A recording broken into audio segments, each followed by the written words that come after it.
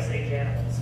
But once they found this Smilodon, this saber-tooth, they realized they had something very, very special. And that's when the first excavation started.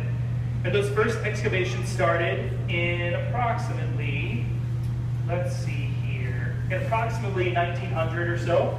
And one man came here that was very excited about what they were finding. His name was John C. Merriam. And when you're inside the museum, if you look at some of the animals, you'll see that they're named after Mr. Merriam. He was one of our first excavators here. But he was excited about these fossils, and he wanted to get other people excited about the fossils. So in 1908, he published an article called Death Trap of the Ages in Sunset magazine, and this is what he said. Here for centuries, evidently, the enormous ground sloth and other clumsily moving creatures of his kind came for water, only to be held relentlessly. To this helpless prey came the lords of that era, the huge saber-toothed tiger and the monster wolf.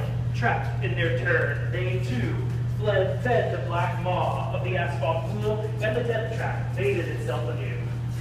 Who wouldn't be excited about something like that, right? That's a pretty exciting explanation of what's going on here. So that got people excited here, and people started coming here.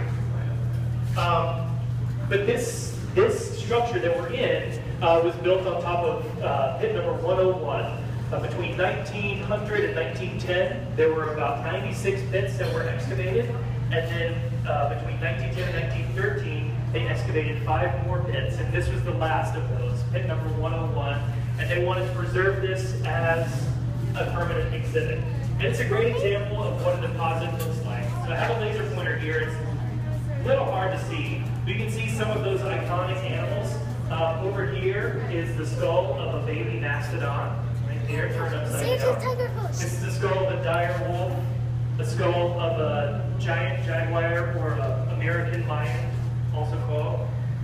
You have this bone here, and then these over here. Those are the pelvis, the hip bones of a giant ground sloth. And then around the bones, around the side over here, you see lots of smaller bones that are leg bones of horses and wolves and saber-toothed cats and camels and things like that.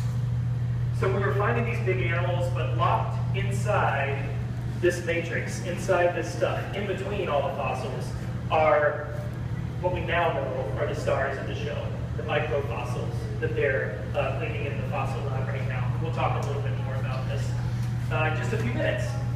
But, you know, the iconic picture of the Columbian mammoth out in the lake bed sinking down kind of into a pool of asphalt, never to be seen again, is pretty iconic, pretty exciting, but not really technically how it happened. So let's go talk about how this entrapment actually happened and go take a look at what an asphalt scene would have looked like when these animals were here.